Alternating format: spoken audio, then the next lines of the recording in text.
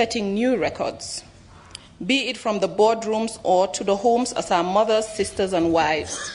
It is therefore very important that we recognize and celebrate these achievements so that they may serve as an inspiration to all women and girls across the continent, that if others can do it, so can they, that they can one day become whatever they want to be, so that they believe that women can become economically empowered to afford to provide for their families, that young women everywhere can have access to adequate reproductive health facilities, that little girls everywhere may dare to dream to one day becoming a head of state, a minister, a member of the Pan-African Parliament.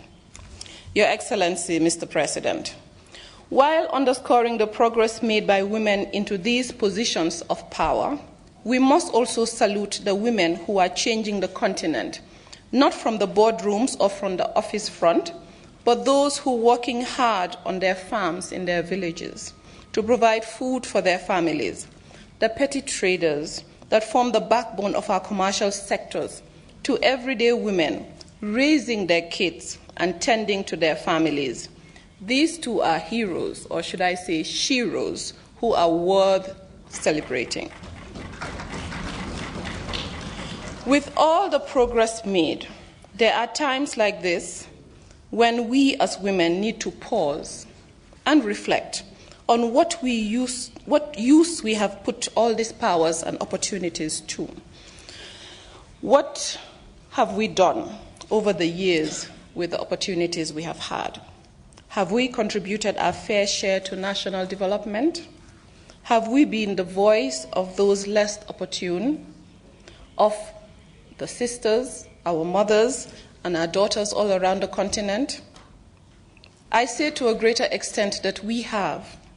Women in positions of leadership are leading the fight in gender equality, be it at the helm of business corporations, regional institutions, government departments, or as activists. And this is rightly so, as who else can understand the plight of women most and can lead the march for greater rights for women than women themselves? Studies have shown that women are directly involved in decision-making. Meaningful progress is being made in lots of areas that affect not only themselves, but children and families as well. By virtue of women simply attaining positions of responsibilities and being able to do certain jobs which hitherto were beyond their reach, and for that reason alone, without much else being done, they serve as a beacon of hope, a source of inspiration for millions of women on the continent. Innovative campaigns have been successfully mounted to seek to inspire girls to aspire for more, such as Take a Girl to Walk campaign that seeks to pair successful women with young schoolgirls for a typical day at their workplaces to instill in them the belief that if we can do it, so can you. Our celebrations of these achievements is in no way a declaration that the struggle is over. Far from it. In spite of all the progress made, many women in our continent continue to be the primary victims of human rights violation. While all human rights are equally important and equally essential to the respect for the dignity and worth of every person, one cannot deal with a specific right in isolation without taking into consideration the whole range of related rights. I would like to draw attention to the burning issues such as domestic violence, customary traditions, many of which fail to acknowledge the rights of women to own or inherit their own land. I was pleased to hear this issue being raised by the honorable member from South Africa. I think this is an issue that really needs to be looked at. Women continue to be predominant victims of rape and sexual abuse in situations of armed conflict. Women continue to lack access to education and quality sexual and reproductive health services.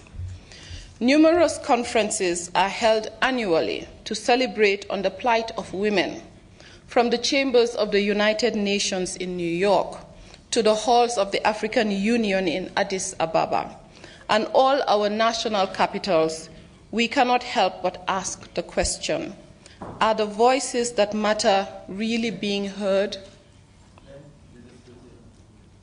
Are the opinions of the most vulnerable and destitute women being taken into consideration? Do all our conclusions and decisions reflect the views of women at the grassroots? The privileged few that often get the opportunity to attend these gatherings are very often not the ones most affected by the lack of basic rights.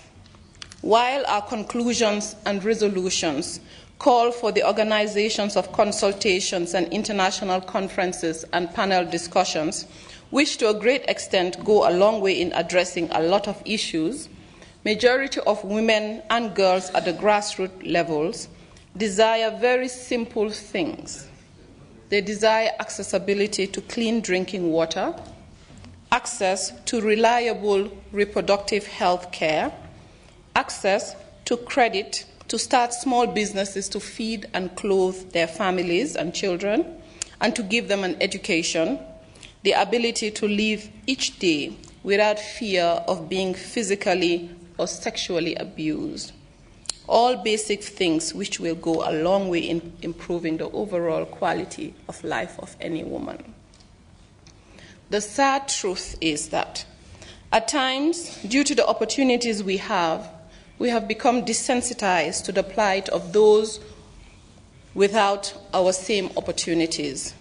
We become too comfortable in our own realities that we forget that there are women out there who are unable to exercise their basic fundamental human rights.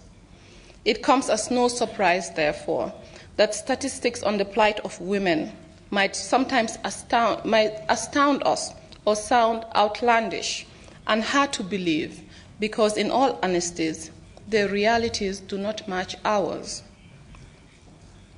Women make up more than 50% of Africa's population, and as long as they are denied an education, denied the right to participate in the decision-making process, denied the right to own or inherit property, denied a say in who they marry, denied a say in the family planning decisions, and denied access to basic reproductive health care, then it will be impossible for Africa to attain any meaningful development. Former President Joachim Chissano, who we met yesterday, former president of Mozambique, said, and I quote, "Women and girls are Africa's untapped resource. It is they, not diamonds, oil, and minerals, that will be the foundation for solid, sustainable progress." End of quote. This is most true in the context of Africa's Agenda 2063 and our transition from the Millennium Development Goals to the Sustainable Development Goals. According to a McKinsey Global Institute report published in 2015, Africa could see its GDP add as much as 12% by 2025 by simply advancing women's equality. The study showed that Africa could add as much as $300 billion to its GDP if women played an equal role as their male counterparts in economic processes. Advancing gender parity in Africa, therefore, presents a simple yet significant solution towards solving Africa's development woes. In the Gambia, we have done and continue to do our fair share towards improving the rights of women. Constructive policies have led to the increase in the literacy rate of women between the ages of 15 to 25 from 41.4% to 67% at 2014. And the effective transition rate from primary to lower basic schools now stands at 95%. More and more women are ascending to positions of leadership, with upwards of 30% to the cabinet positions occupied by women, including key ministries. Constructive legal measures have also been taken for the protection of women's rights. The Gambia, as one of the early nations to sign the Maputo Protocol, and is one of the only 15 nations that have ratified it. In 2010, the Gambia passed the Women's Act, which, among other things, is meant to implement the legal provisions of our national policy for the advancement of Gambian women and girls, and to also incorporate and enforce the international agreed instruments and protocols of both the United Nations and the AU, to which the Gambia is a member. This year, a crucial amendment was made to the Women's Act, officially banning the practice of female genital mutilation and thereby putting an end to this obnoxious and outrageous practice.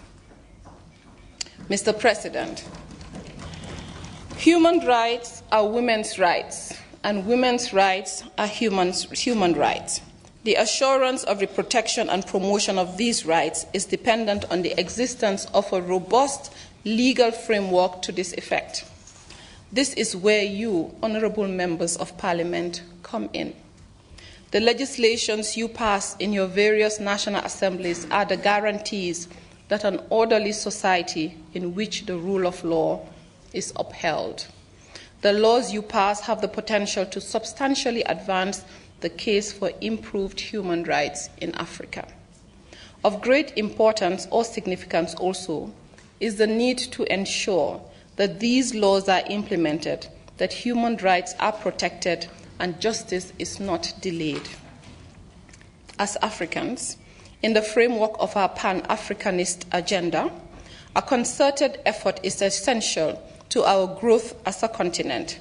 And if we are to guarantee equal rights for all in Africa at a steady and uniform pace, then there is no better body than you, the Pan-African Parliament. This legislative body has the potential to be a force for good in the continent, to craft model laws that will guide our national legislatures towards passing comprehensive and robust laws. However, in order for the Pan-African Parliament to effectively carry out its mandate, it needs to be given the right tools to do so.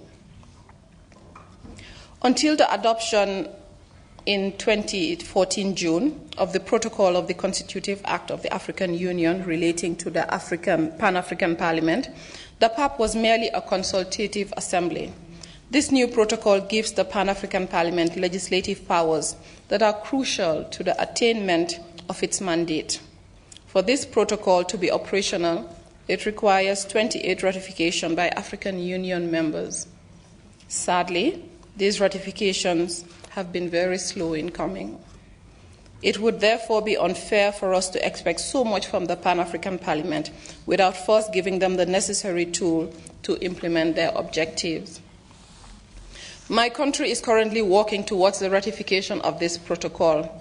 I am happy to say that it's before Cabinet, and upon approval by Cabinet, it should soon be on its way to our National Assembly for ratification. At this point, I must salute the hard work and dedication of the President of the Pan-African Parliament for his hard work in lobbying for the full ratification of this protocol, and I call on all states to ratify this protocol so that the Pan-African Parliament can set to work. Mr. President, distinguished honorable members, while underscoring the importance of political and economic change in our fight towards human rights and equality in Africa, we also need to increase commitment towards changing the social and cultural perceptions of women.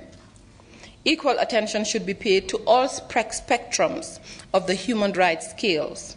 As Paul Farmer, an American anthropologist, rightly observed, and I quote, "The Human Rights Committee has focused very narrowly in political and civil rights for many decades, and with reason. But now we have to ask, how can we broaden this view?" End of quote. Now that is something that we need to think about.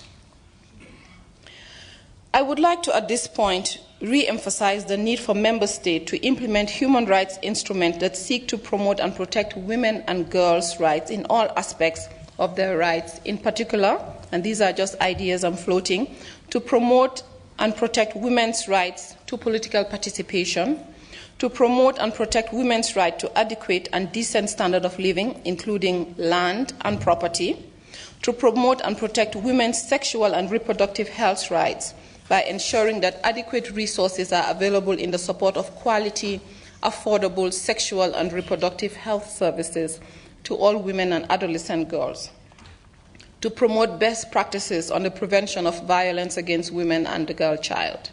This requires holistic measures that address both intergender and intragender inequality and discrimination. We also need to ensure that survivors of violence and abuse have easy access to the justice system where they can seek redress on the violation of their rights. We also need to ensure that perpetrators are convicted and punished for crimes committed against women, most especially domestic violence.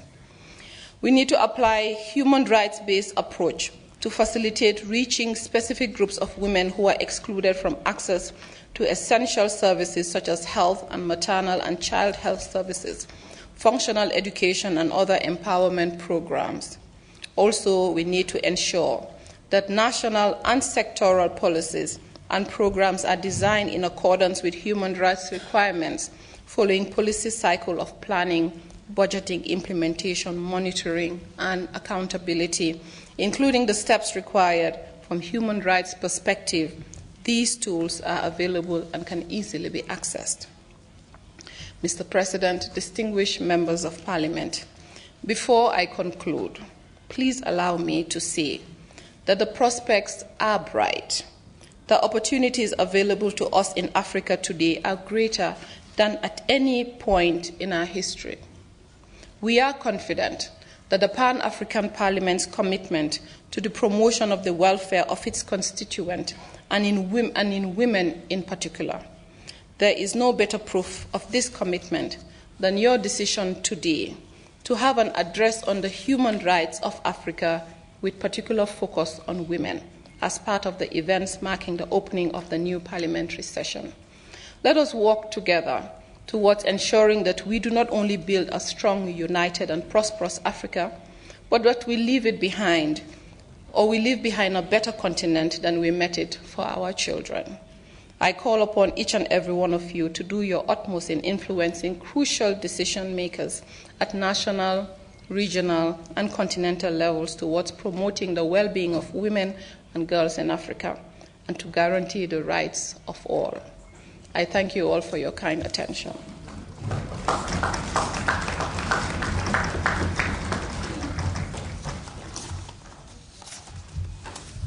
Merci beaucoup. Thank you very much, Madam Minister. You could resume your place, your seat. Dear colleagues,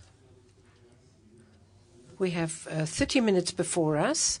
I'd like to suggest that we follow this second presentation and we come back to debate this afternoon after a break. Thank you very much. So in accordance with our rules of procedure, I should like to invite the Commissioner for Education, Professor Ikounga, to come into the chamber.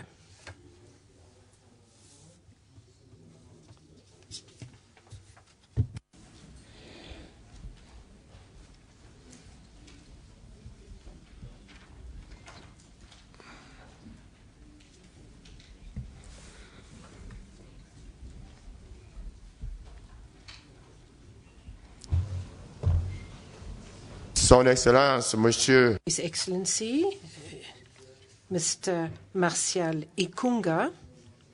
He's the AU Commissioner in charge of Human Resources, Science and Technology. Dear colleague, as you can see, we are working ever more closely to our commissioners so that we can solve transversal problems that we debate here. So therefore, I should like to give the floor to the Commissioner to make his presentation, and then we will debate on it. The members of the Pan-African Parliament are listening to you. I give you the floor, sir.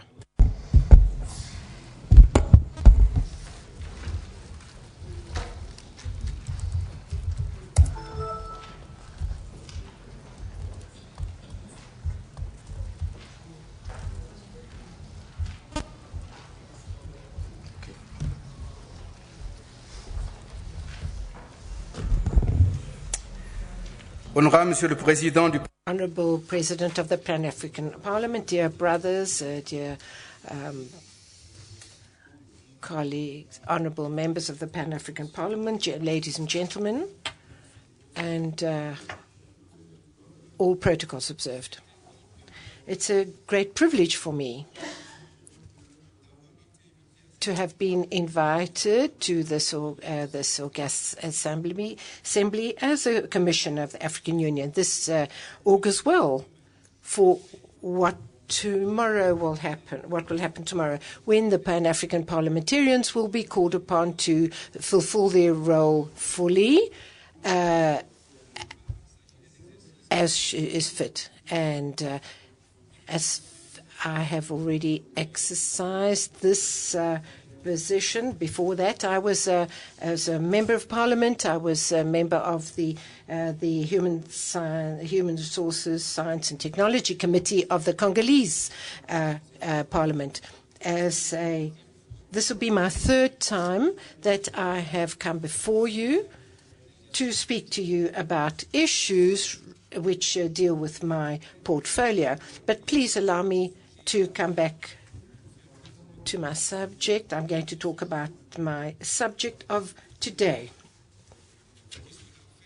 which will be done according to 4 themes. There will be the African Strategy for Science Technology, adopted by decision as is before you on the document. The Continental Strategy for Education and Technical and Vocational Training, adopted also.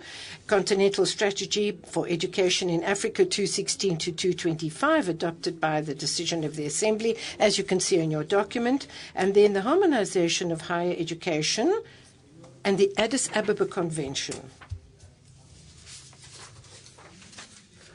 While you are celebrating your 10th anniversary here, I'd like to go back to the 24th of May in 1963. In other words, 53 years back, when, during his first inaugural speech at the foundation of the Organization of African Unity, President Nkrumah said, "We shall accumulate factories and steel plants. We shall link the various states of our continent through a communication network. We shall surprise the world with our hydroelectric power. We shall drain swamps and dry up wetlands, clean up infected zones. We shall feed the underfed and rid our people of parasites and disease." Science and technology possess the capacity to enable the transformation of the Sahara Desert into a vast green field of vegetation for our agricultural and industrial development. And since then, you can imagine what what road we have traveled since then, but we can see that the reality is still far from being fulfilled from this vision. The vision of the African Union is an integrated, prosperous and peaceful Africa, government and led by its own citizens and representing a force on the international scene. The mission of science and technology is to accelerate the transition of Africa to an economy based on knowledge and on innovation. Science and technology are therefore a tool, a very important tool, because we should like to link the most effective tools with the most expert hand. In other words, to improve the state of science, technology and innovation in terms of infrastructure and critical mass of skills, and also the entrepreneurial spirit. So, therefore, we have to set priorities and implement programs which catalyze the situation with the support of an efficient management in order to meet the needs of the society. And that's why we are here today. Our timing is very simple. it's based on the Agenda 2063. Up to 2063,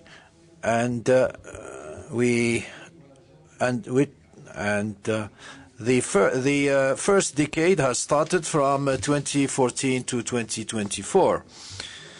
Our programs, we have 6 programs. The first one is to eradicate poverty and ensure food security, ensure well-being, and we must communicate, that is, safeguard the space around these problems, which we have referred to when speaking about COP21, such as climate change. We must also identify and know how to carry out research on how to live together, the capacity of living together, because Africa will very soon count 100 cities of more than 1 million inhabitants. So this is why we must try to know how we're going to coexist and live together, and how we're going to create wealth. And today we have the African wealth is made up of raw materials, but to create wealth means also human resources. Beside that, we have also priority areas which are necessarily sometimes cross-cutting, because if we want to eradicate hunger, we must eradicate diseases. We have taken the example of water. If we want to eradicate hunger and diseases, we must also have water in cities. And we're speaking about water issues. This is an example which was given, but there are other examples which we have, of course, mentioned. We called this our mobilizing programs, which would create the possibility for researchers to have research programs. But the first programs is part of the responsibility of the politicians. The politicians who should tell us where to go, and the researchers would set up what needs to be done. And research teams are working on this issue. What we would do after the decision has been made, then the scientific community is called to transform the political priority into mobilizing programs and then into research programs. It is essential to fund these, and we want, through this strategy, we want to be able to present them as development projects in order for us to be able to fund them. The prior condition, there are prior conditions. When we want to conduct research, the first thing to be done is to be able to sort out a certain number of things, and also to show a political will and a real faith, and also the capacity in believing in these projects, because we must trust the African intellectual, whether they are men or women. And we must upgrade our infrastructures, our research infrastructures. We must also increase our technical and professional capacities, and also achieve the critical mass. We need a lot of people to conduct research. One person cannot do it by her own.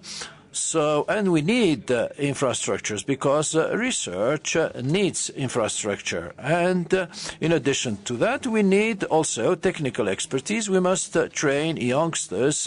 It is about education. We must provide them with possibilities of innovation and entrepreneurship. And we will come back to the issue of employment. You need also a good environment, and so there must be an adequate environment. Parliamentarians and beyond parliamentarians, the whole society must believe really in this scientific spirit. Behind that, we have also an architecture of governance. What is on the left-hand side is how to proceed in order to adopt this strategy based or going through the PRC up to ratification by the heads of state. On the other side, we have the implementation. As you know, in the African Union, it is the member states. So the grounds on which we're going to implement this strategy is in the member countries. It is in the member countries that we must have the budgets. It is in the member countries that we must do this work. This is why we are delighted to do this plea, this advocacy. We are members of the Pan-African Parliament and parliamentarians of your own countries. So it is you whom we need to address. And this is under your responsibility, because it is you who will provide budgets tomorrow for research, and it is also for you to see whether the budgets that we have set up have been followed, have been implemented in the ground. As far as the African Union is concerned, we have drawn from this strategy 3 great structures, or a certain number of the Pan-African University, as an excellence research network, and we have also the African Center for Innovation, whose ambition is to involve the African scientific community. We must involve the scientists, the intellectuals, in order for them to turn out the political decisions and implement them on the ground. We have also the OPAPI, which has been the object of a decision, that is the African Organization for Intellectual Property, because we cannot innovate if what we can place on the market is not protected. And there is also the possibility also for the holding of an international fair on innovation and invention in Africa. We have chosen this table in order to remind you that a few years ago, that is in Lagos, when the Plan of Action of Lagos was set up in 1980, the ambition was to see to it that every African country which wants to develop technology provides 1% of its GDP to technology. But unfortunately, a few years later, it is only 2 countries in Africa which have attained this goal.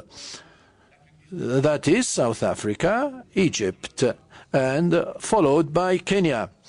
We have presented here an idea simply to say, by taking the statistics of 2013, that 1% of the African GDP would represent $23 billion. $23 billion. This is an amount which is very important, but if Africa could devote, ladies and gentlemen parliamentarians, if you could fight also in order that tomorrow Africa could devote, through the budgets that we set up by ourselves, $23 billion, believe me that we will be able to transform our continent. So here is presented very briefly the Continental strategy for science, technology and innovation. I will speak to you briefly about the Continental strategy about vocational training and education.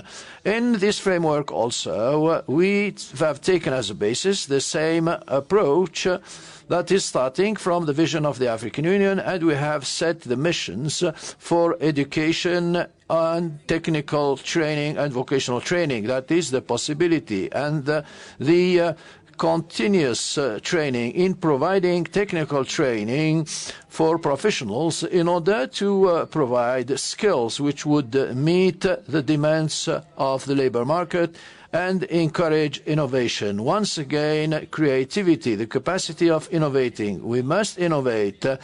And the entrepreneurship spirit is very important. That is to create a great number of jobs.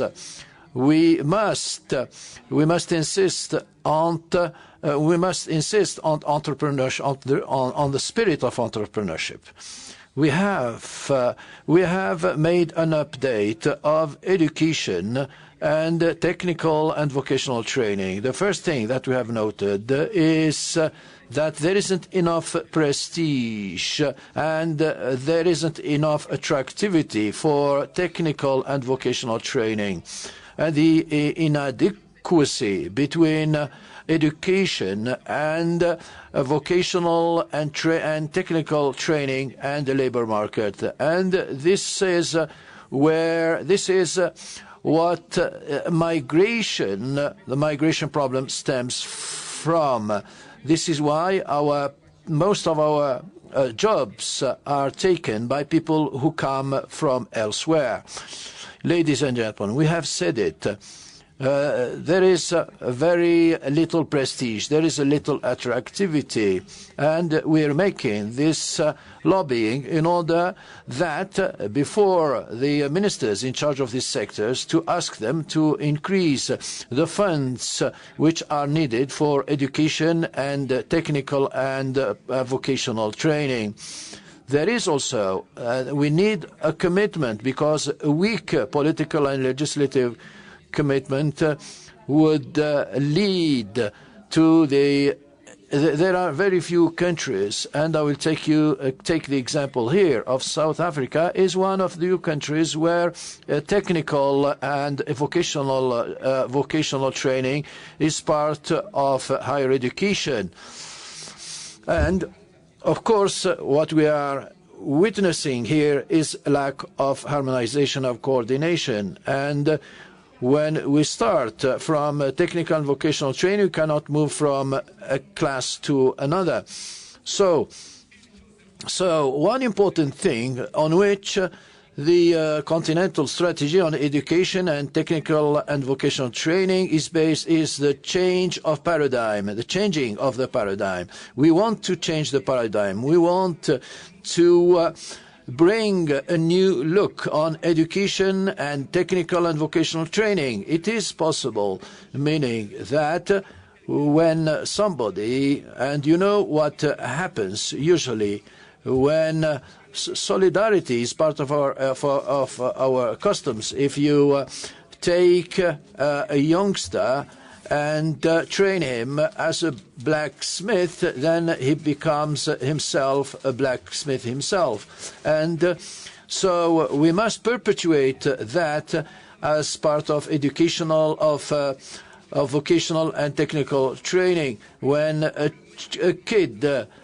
goes for training, he must know that he will be able to create jobs later. To change the paradigm would motivate people and say that technical and vocational training must be encouraged, because we think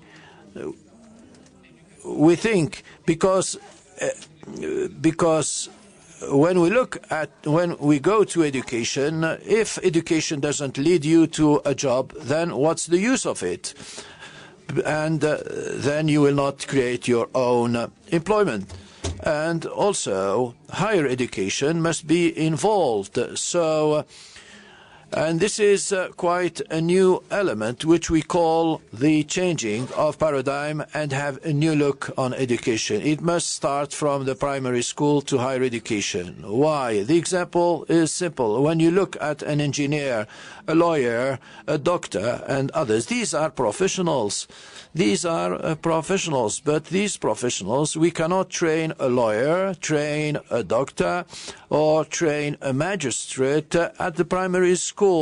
They are trained in professional education, in higher education. There is no shame to require that, ladies and gentlemen, you must require that as well, ask for that as well, so that education, so that technical and vocational training be given more importance. We have spoken about agriculture in order to boost the African economy, and we have looked at the question saying that can we imagine the path which a small vegetable would cross from the garden to the table of the President of the Republic.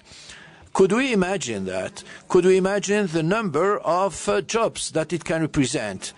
We must have the plot of land, we must have the water, have transport, and so we have suggested the approach that we must adopt. And for this, we must know what the jobs, what kind of jobs shall we create.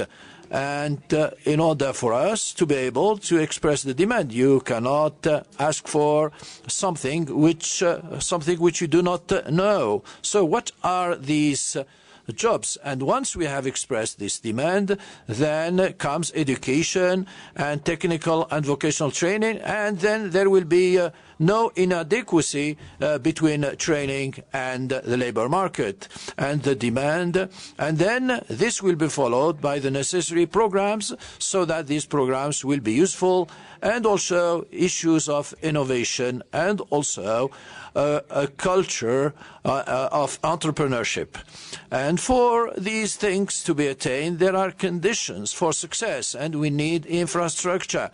We will not necessarily train all these people just at random. So we need infrastructure, and for infrastructure we need equipments.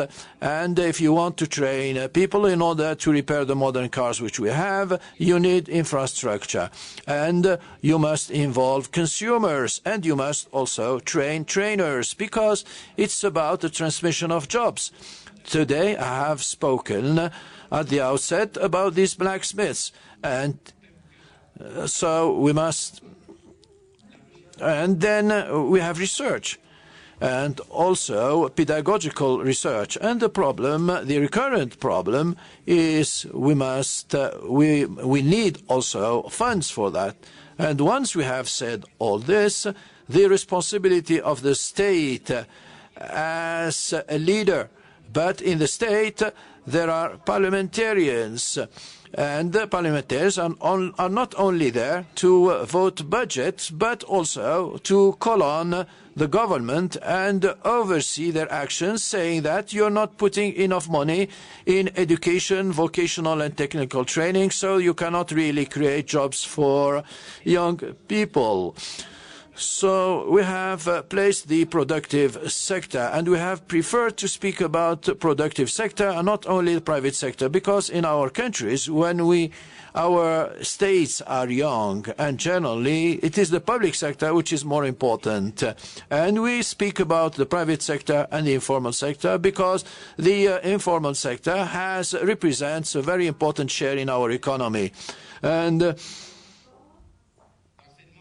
in an establishment for education, vocational and technical training, a kid would say that I'm very proud to be here because tomorrow I will become an employer.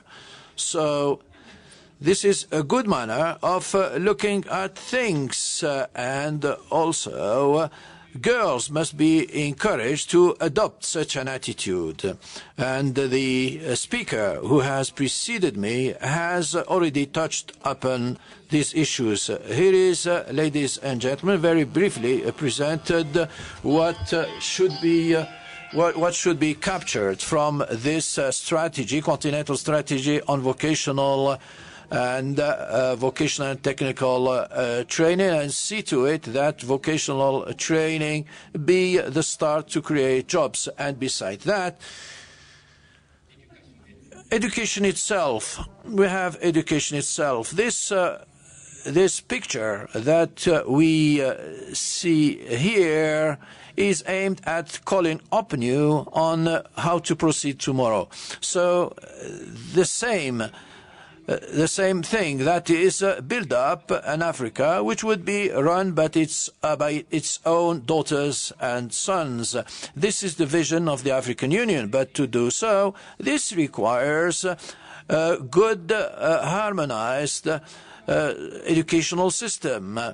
And this is part of the Continental education strategy that is 2016-2025. We went to direct education systems in Africa in order to improve the know-how systems and the capacities of innovating, and also creating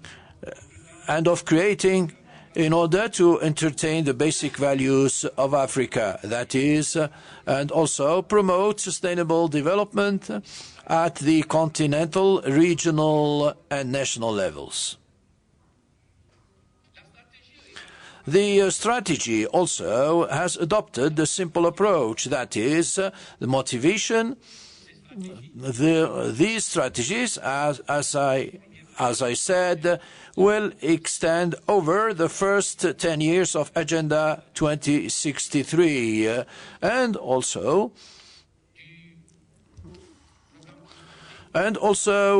based on the consolidated program, which shows the position of education, the context itself, what we have worked on. Before there were MDGs, we have evaluated the MDGs in Kigali, and after Kigali, we went to Mexico, and after that there was the World Conference, which has transformed the MDGs in order to make of them sustainable development goals.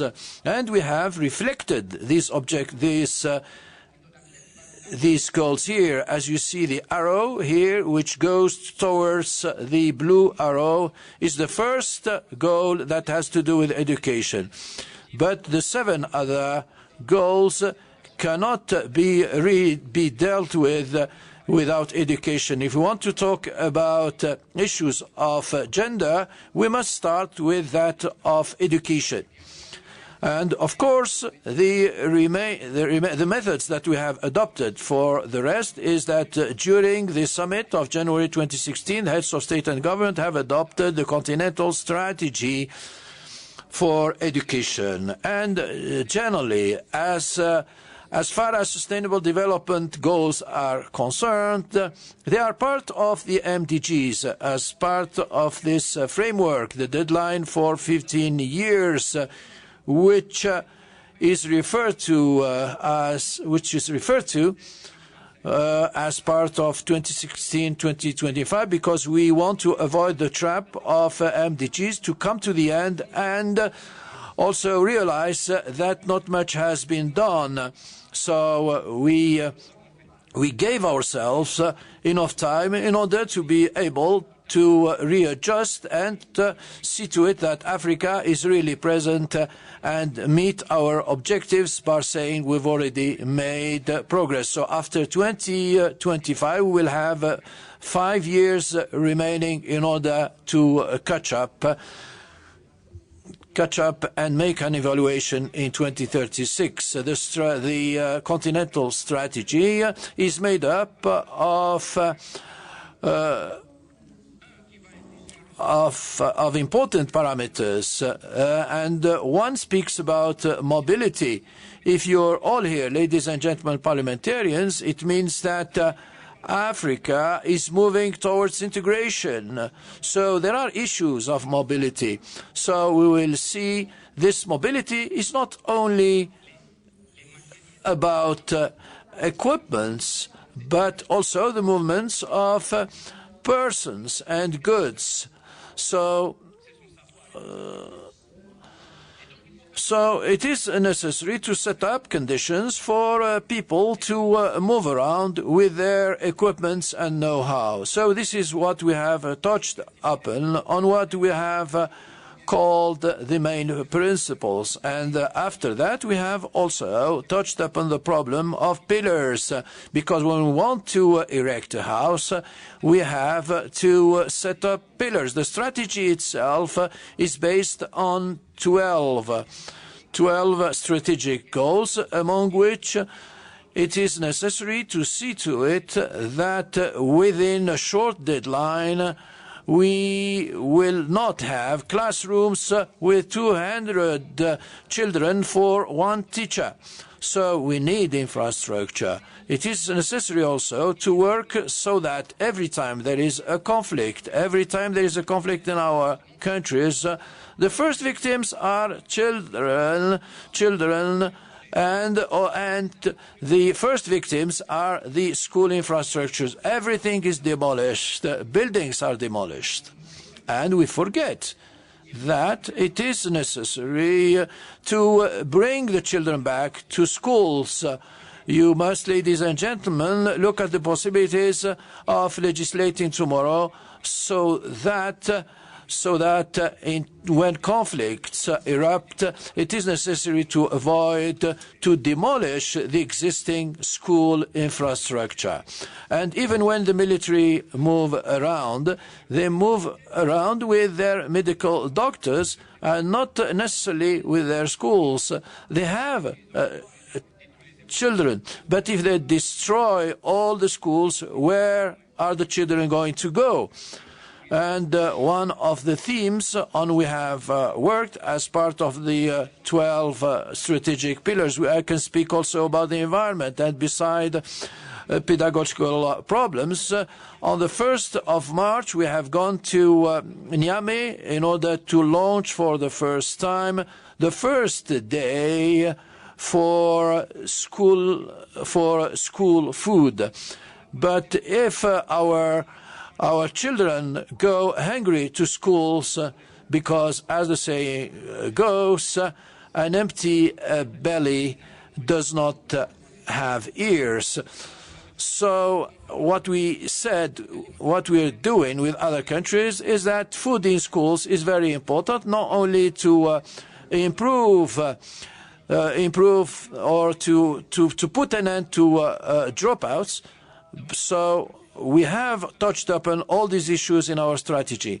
So as part of the implementation of this strategy, we thought that there will be pedagogical academic problems, and also how to improve the environment in order for children to go to school. I do not know whether the President has said it, but you know that the previous speaker has said it, but when young girls do not want to go to school, it is simply because it's not because of pedagogical problems or because of problem of harassment, because the school has not sorted out the problem of toilets for young girls. So, because it is necessary to have decent toilets for these young girls to go to school. So then the Continental strategy for education takes into consideration issues of environment, and this is why we have included this possibility. We cannot ask this to the Minister of Education alone. The Minister of Health will take care of the health of pupils, and everyone must take part in order to see to it that the problems of education be those of the society.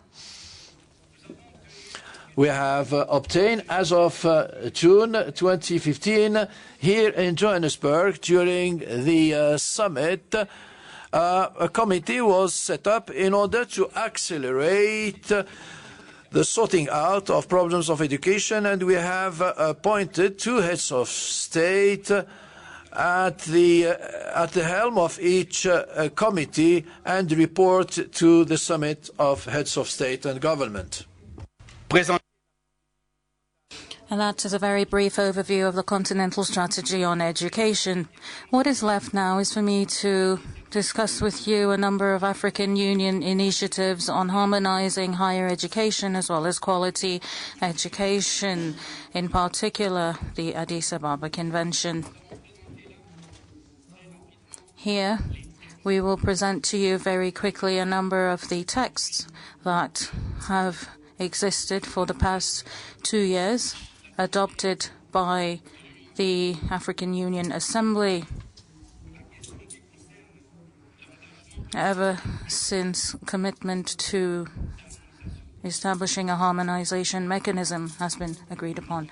We're talking here about harmonization, not uniformization or uniformity. And that's why I am emphasizing this in French. Some of you are listening to me in English, others in Portuguese, others in in Kiswahili simply because the interpreters are able to harmonize the speech. They're not uniforming. There's no uniformity.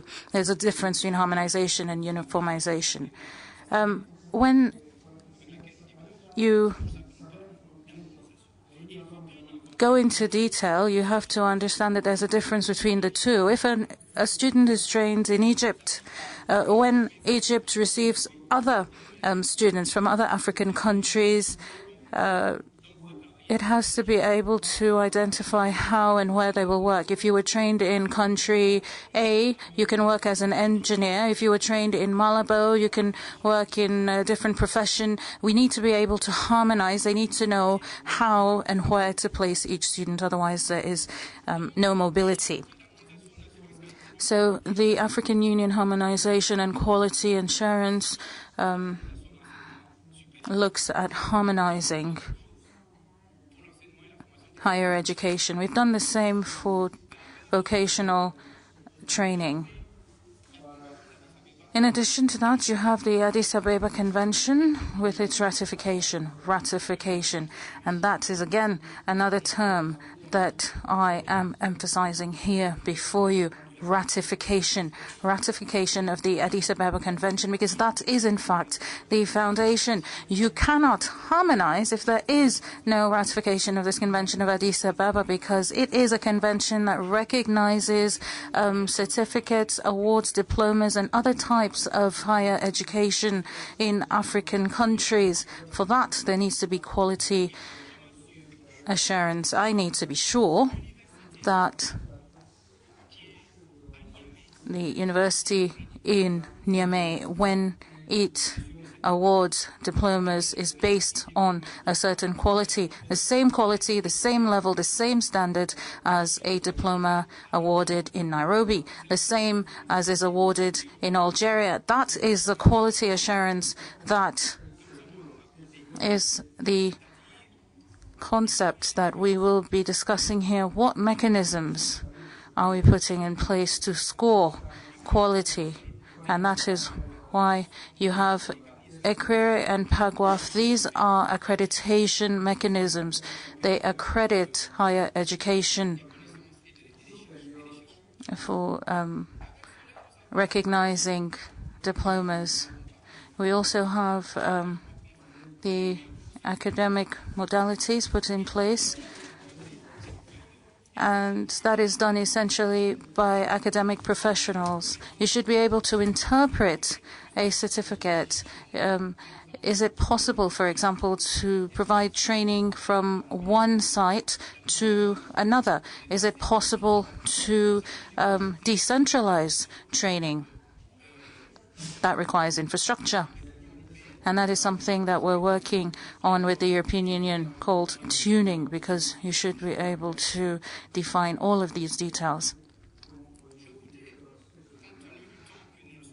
Given that we have a limited time, I want to move on to lessons learned.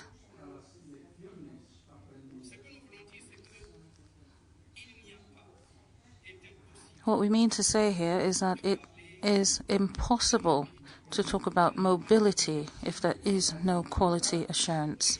There is no real quality assurance. And the Addis Ababa Convention is the key to all ratification systems. Unfortunately, this is a fact. The Addis Ababa Convention, which was born from the revised Arusha Convention in 2014, this is the fact. The fact is bitter. It is bitter because the truth is no African country has ratified the Addis Ababa Convention. No African country. How can we talk about mobility, professional mobility, recognition of certificates if no country has ratified this convention? And that is why we are working on a joint lobby, African Union Commission, UNESCO, European Union lobby, and we have begun to work, of course, with higher institutions of higher education. Ladies and gentlemen, I call on you because you are stakeholders when it comes to ratification. I have emphasized this issue of ratification. Ladies and gentlemen, when you go back to your countries, as soon as you get back, put pressure. Support us in the pressure, putting pressure on our authorities to ratify the Addis Ababa Convention. And that's what we talk about here, involving partners, involving members of parliament, both regionally and nationally. I said I was going to skip all these slides to get here, just to get here, because I want us to keep that at the back of our minds. Nothing can happen in terms of mobility. There can be no mobility. There can be no recognition of diplomas if the Addis Ababa Convention is not ratified. And that is why, ladies and gentlemen, as I conclude, I want you to bear that in mind, the importance of education, the mechanisms required for education, and in particular, recognizing diplomas of higher education. We have met with members of parliament, but here we have an excellent opportunity. We didn't want to lose this opportunity, and we would like to seize this opportunity to thank the Pan-African Parliament for giving us this opportunity to speak to you directly on ratification. We have begun already, as I said, to work with members of parliament. We met with Ethiopia already, and they have assured us that they will begin the ratification process. Here, we'd like to show you very quickly again, and this is my department. We have this issue of the Addis Ababa Convention. We also have the Pan-African Organization on Intellectual Property, which is also being considered for ratification, and the African Charter on Youth, which was adopted in Banjul but has not yet been ratified by African states. Ladies and gentlemen, members of parliament, I'd like to stop here while I thank you for your kind attention and remind you that it's up to you to ratify these documents. Thank you. Thank you very much, my dear brother. Colleagues would note that we from Central Africa tend to speak very loudly. My colleague has just made his presentation and at a very loud voice. Dear colleagues, given how far gone we are and time limitations, I want to suggest that we adjourn our session at this time. No objection. The session is adjourned. Reprise à 15 heures. Resumption at 3. 15h30. That's 3:30, says the President.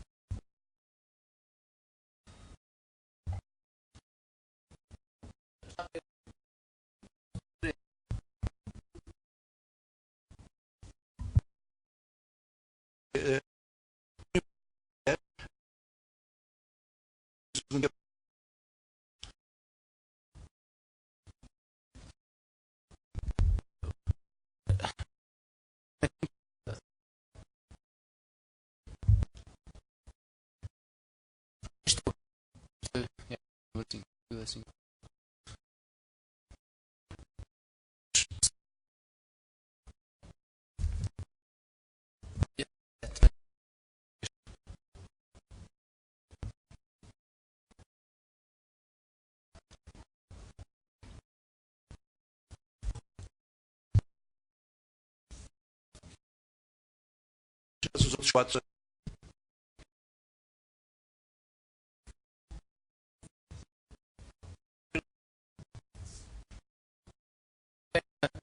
Tem as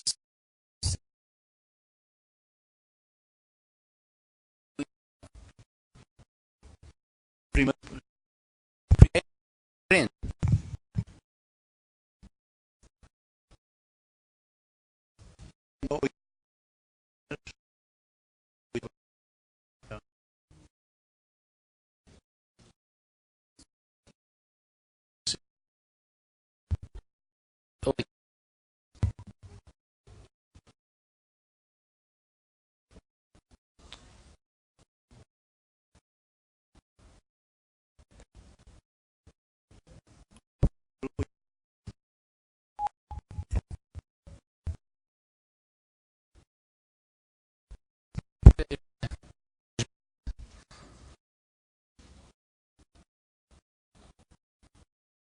Última,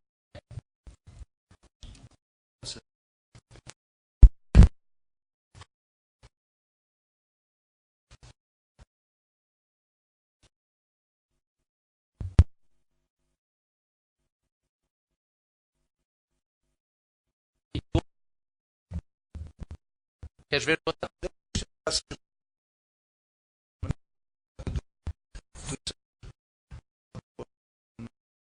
lógico.